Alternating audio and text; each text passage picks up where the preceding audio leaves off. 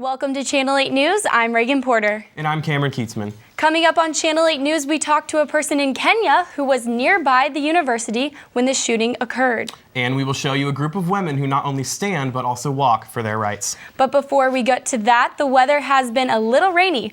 Are we going to need our umbrellas this week? Thanks, Reagan. No, I don't. We might need it, but we don't know yet.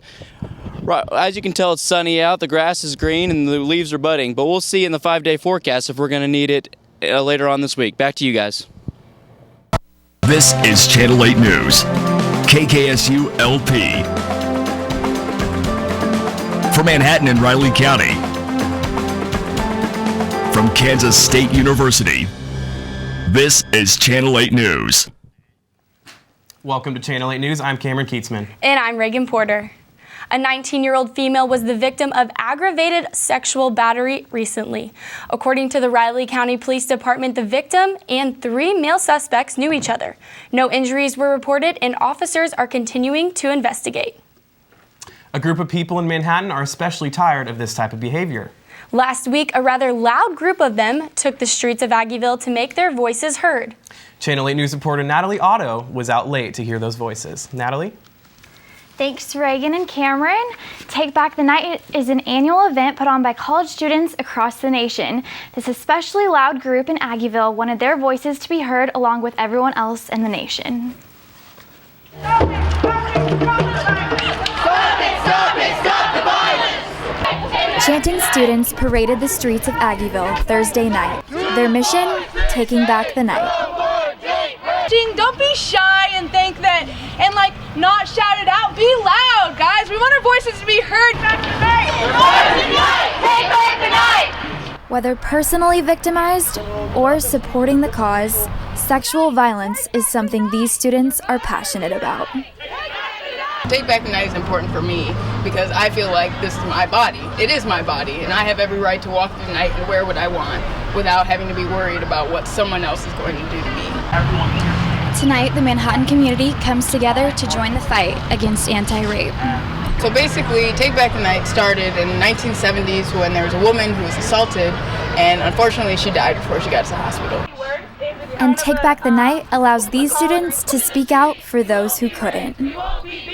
Basically, well, it was her fault for being out so late at night or wearing what she was wearing or whatever she was doing, rather than focusing the narrative on the fact that the person who assaulted her is the one to blame.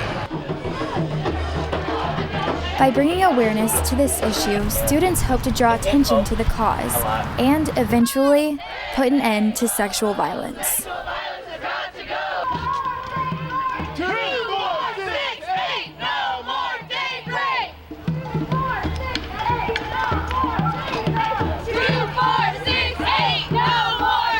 About 50 students joined in on the march and caused quite the scene in Aggieville.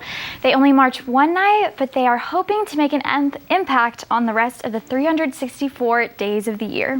Thanks, Natalie. It looked like it was a successful event.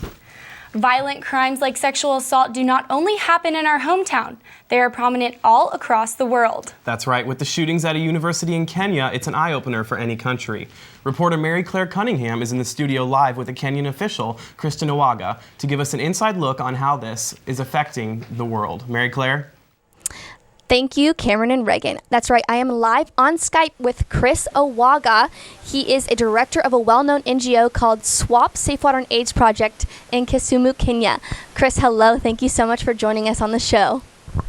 Thank you. Yeah, so Chris, being the director of a well-known NGO, Safe Water and AIDS Project, what are your worries after the attack and for your organization? For my organization, really, the worries are not that bad locally because I'm about 700 kilometers from where the attack was. Garissa is quite far. But largely as a country, I think travel advisories are issued against the country. So we have partnerships all across the world. So that would be the worry that would be at the forefront of my mind as of now. And so the news says multiple universities were told about the attack or issued basically a violence was going to happen. Were you told, or any of the people you know were told about the attack, or some type of violence? Not exactly. What we are learning from the media, from the local media, is that some of the universities were put on alert. We can't substantiate that, but that is what is carried on the local media. So they were told there could be a possible attack in the universities amongst the students. And some of the universities went ahead and they put on notices and memos just to alert the students to be on high alert in case of such eventualities. But personally or locally, that is information that we didn't get. Okay. But even closer to you guys, Al-Shabaab, the terrorist group, attacked Westgate Mall in Nairobi about 2 years ago, and they left 67 dead, 173 injured. And so what in the future, if this was to happen, what are your hopes for, or just what do you would like to change about the security of just the places around you? What we would wish the government to do is to be proactive on these issues. And act on intelligence, because I think generally the feeling is that intelligence sometimes is gathered and is shared, but not necessarily acted upon. So that is what we would wish to happen, so that if there is a cause for alarm, the necessary agencies are put on notice and they act before such occurrences happen. Okay, Chris, I think that's all the time we have on today's show, but thank you so much for coming. Asante sana, Erkamano. Thank you so much, and I'll see you, and I'll talk to you later. Thank you, bye-bye. Thank you, Mary Claire. It is definitely hard to hear about the repercussions of the shooting in Kenya. Definitely. We all hope that safety will be restored for those that live and work there. Cancer is the second most common cause for death in the U.S. and accounts for 1 in every 4 deaths, according to the American Cancer Society. Because of that alarming statistic, many people work hard to donate both their time and money for the cause. Relay for Life took place just last weekend. Channel 8 News reporter Rachel Schrog was there to see how far people would walk for the cause. Thanks, Reagan and Cameron. Cancer survivors, family, and friends all joined for an evening full of fun, remembrance, and of course, walking.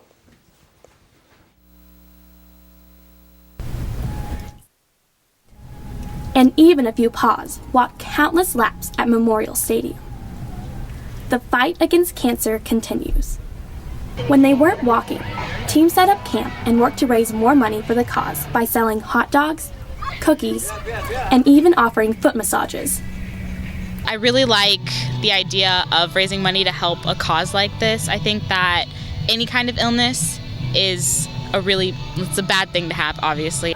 As hours passed, team members were able to watch performances from K-State's On the Spot and Cadence.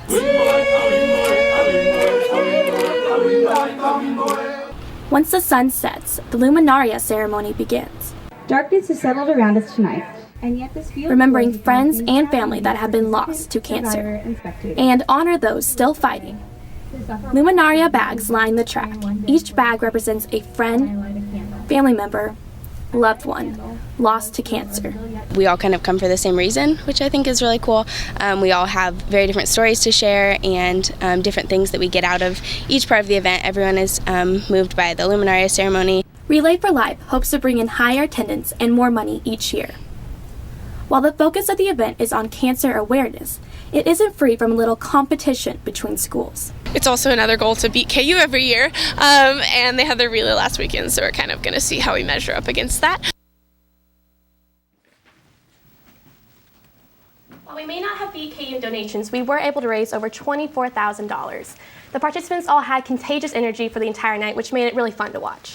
Thanks, Rachel. It sure sounds like everyone had a great time and a great event for all who just simply went for a walk. Coming up after the break, find out how wine and watercolor paint make a great mix. And we'll also take a look at the birth of a baby who traveled 100 miles. Have you ever wanted to be on radio? You can by signing up to join the Wildcat 91.9. The station is open to all students, no matter what your major is. The best part, you can get experience right away as well as no sign-up fees. You can be a DJ for the alternative and hip-hop and rap rotation, or report for news and sports. Wildcat 91.9, KSDB, Manhattan.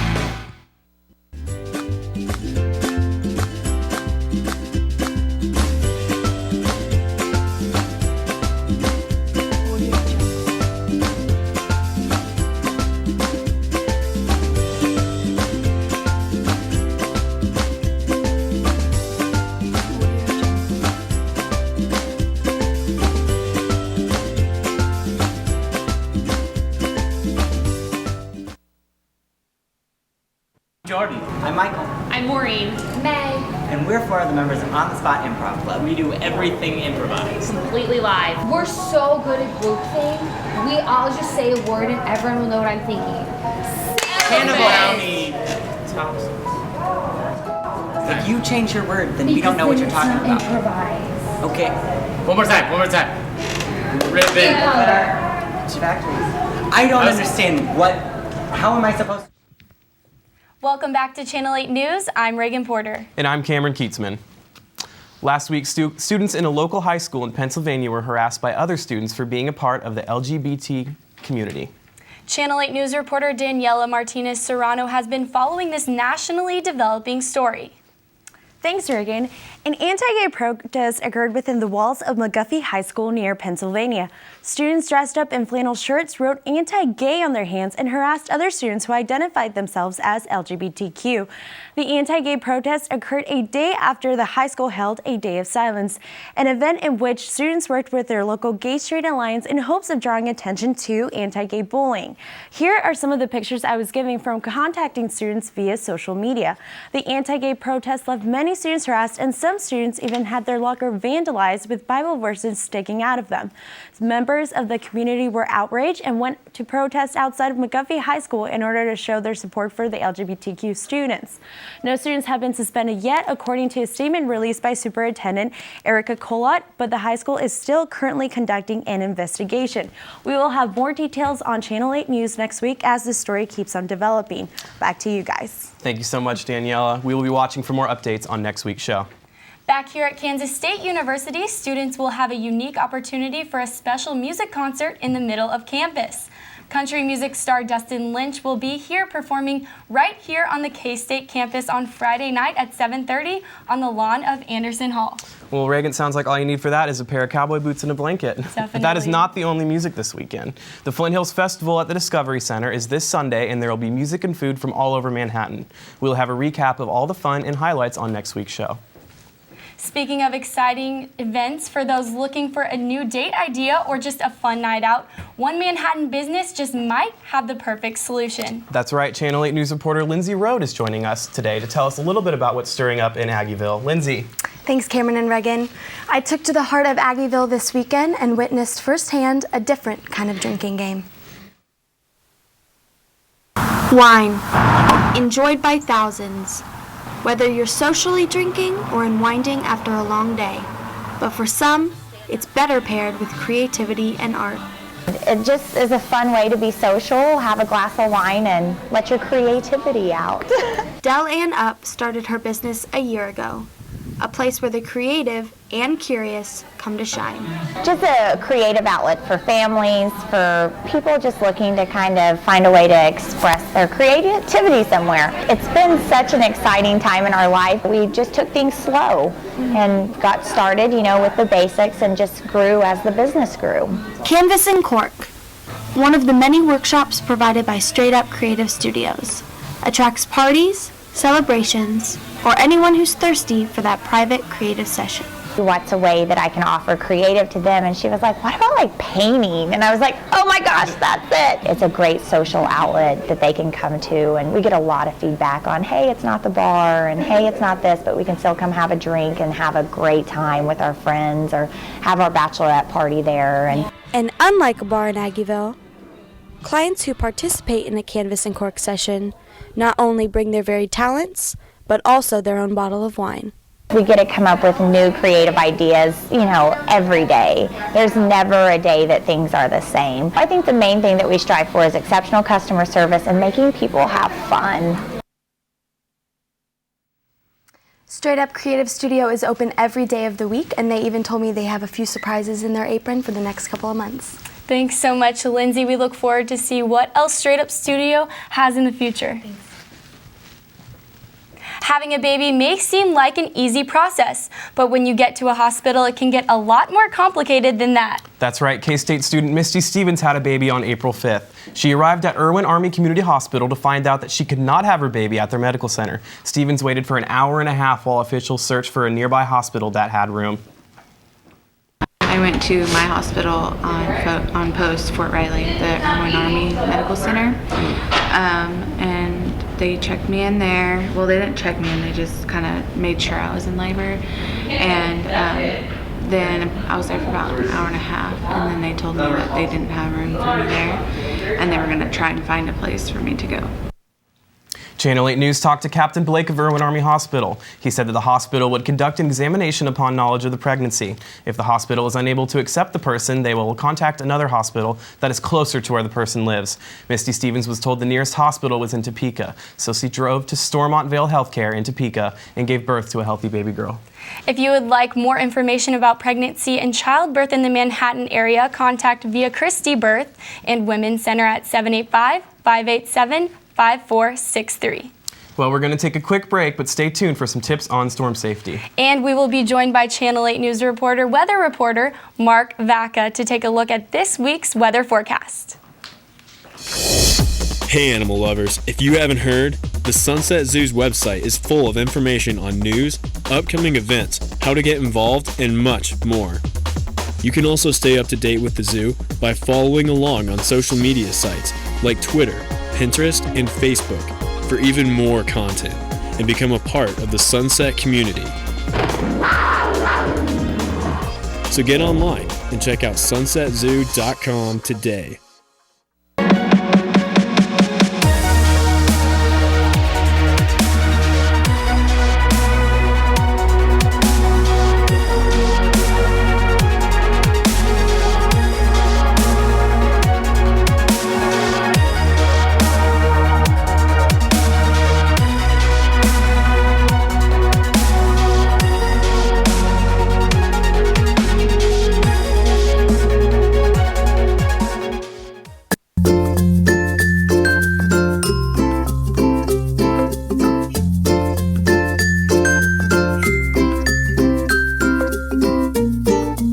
Benefits for volunteering for the younger kids, for the middle school kids especially, I think it's really just fun and it's experience with animals that you don't get all the time.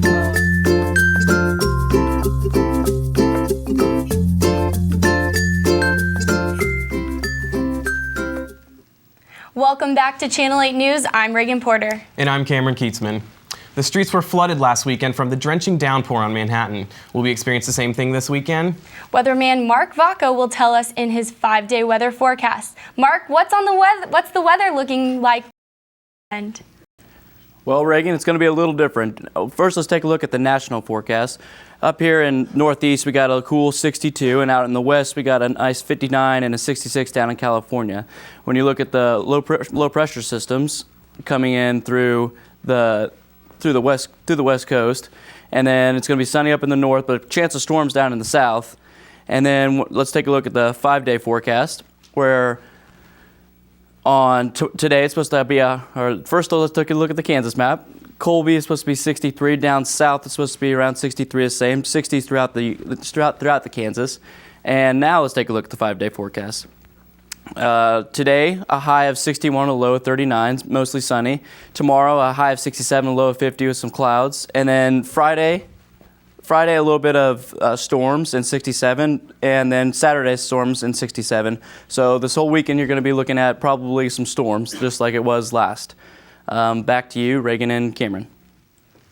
Thank you, Mark. We will all be sure to bring our raincoats to the spring game on Saturday. That's right. It's also tornado season in Kansas, so you can never be too careful.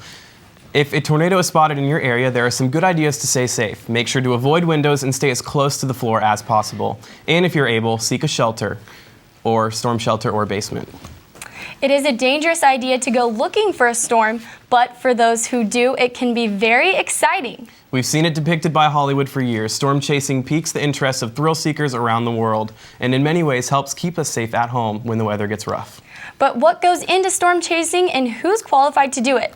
Reporter Austin Barnes joins us live from the Channel 8 newsroom with a look into the life of a professional storm chaser. Thank you, Reagan and Cameron. I'm joined by John Bailey out of Kansas City. John is a professional storm chaser with a company called Forever Chasing, based out of Wichita. And John joins us today to talk to us a little bit about what goes into storm chasing and how it keeps people in our communities safe. John, thank you for joining us. Now, could you just tell us a little bit about what it is that you do with Forever Chasing?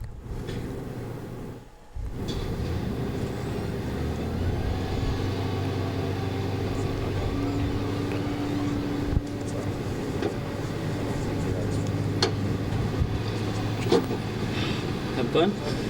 Nope. I sat down for a while. Oh, there you go. Finally get to sit down. Unfortunately, we are experiencing some technical difficulties with John's audio right now. We do hope to get that back up as soon as possible. I'm going to send it back over to Reagan and Cameron in the newsroom. All right, thank you, Austin. I don't know about you, Reagan, but I think we'd make an awesome storm chasing duo. What do you think? I think we would be great at that. We'd make a fantastic team. It looks like John and his partners have a lot of fun out there, even though we didn't get to talk about it. But thank you guys for keeping us all informed and safe. After the break, we will see if the Batcats got the best of a top 20 team. And we'll take a quick look at Kansas State's newest reality TV star. Stay with us.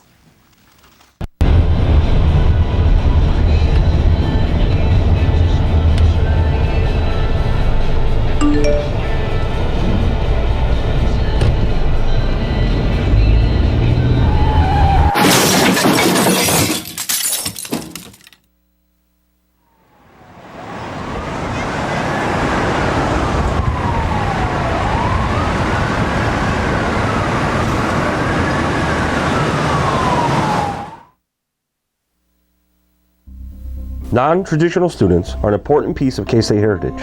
Some of these students are veterans returning back to the civilian population after serving in our armed forces.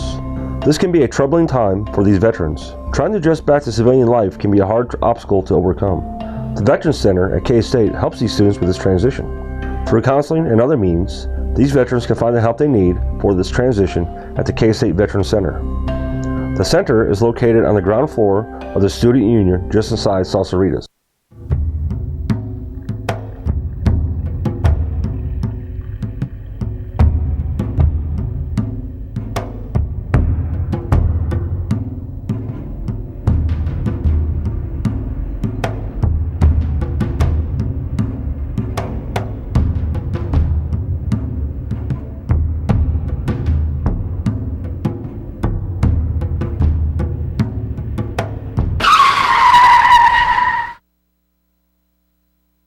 Welcome back to Channel 8 News. I'm Reagan Porter. And I'm Cameron Keatsman. Last week, we heard from one man about how extremist groups give Islam a bad name. This week, Channel 8 News reporter Anthony Williams has a story about a local man who's trying to change that reputation. What did you find out, Anthony? Well, comedy has long been used as a tool to talk to people about tough issues. I had a chance to speak with a local comedian to find out how world politics and comedy mix. Because we're Palestinian or Muslim. Surprise! You're all going to detonate in 3, 2... Just kidding! Just kidding! Ahmad Yasser Al-Najjar is a local comedian who uses the stage to talk to people about his religion. So I've been doing stand-up for a year now, and it's probably been one of the best experiences I've ever had in my life. Al-Najjar says he draws on his family and culture a lot for his comedy. I come up here and I tell people, good Muslims, we're not bad people. We don't want to blow you up or anything like that. We just want to feed you until you explode. We're that hospitable. Come eat everything. Come eat everything. Come take my house, take my jewelry, take my car, take everything. Al-Najjar feels he has to use comedy to fix the bad reputation groups like ISIS and Boko Haram give Arabic culture. In the Huffington Post, it said 50% of Americans are uneducated about Islam. And I worry about that. For me, I'm not trying to convert you. I just want you to understand the religion. Just understand, why some people do this and why some people do that. Al-Najjar is also a journalism and political science student at K-State. This summer, he will be interning with the Arab American News. Dad, you can't say that. Yes, I can. I live in America. I have speech of freedom. No, you don't. What do you mean I don't? Because you're brown and you talk funny. But he wouldn't mind doing comedy either. Al-Najjar's next show will be at Kites in Aggieville on May 6th. Wow, that's very interesting how comedy can be used to talk about such serious issues, Tony. Definitely. All right, many K-State sports teams were in action this past weekend. Channel 8 sports reporter Caitlin Heyer is live from Bill Snyder Family Stadium.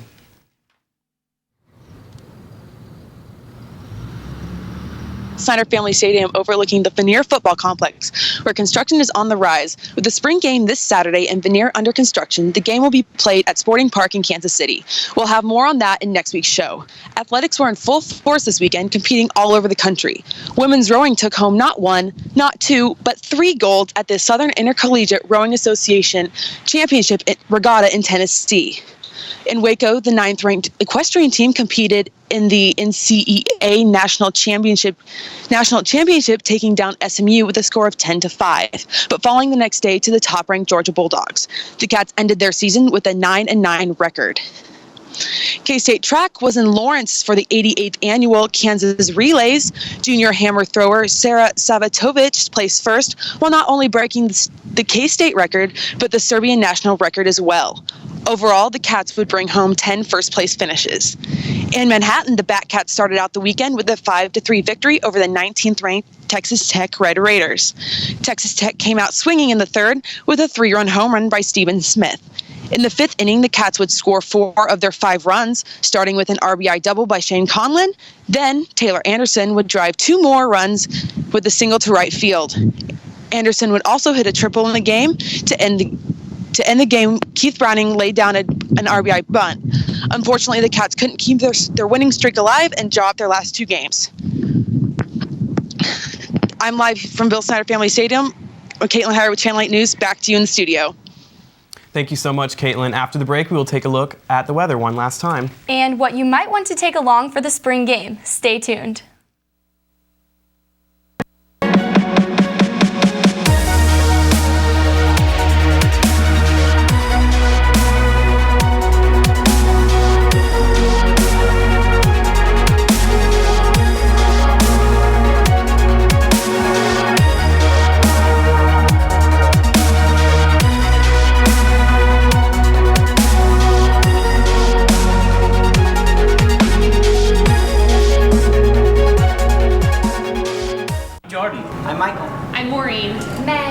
We're 4 of the members of On the Spot Improv Club. We do everything improvised. Completely live. We're so good at group thing.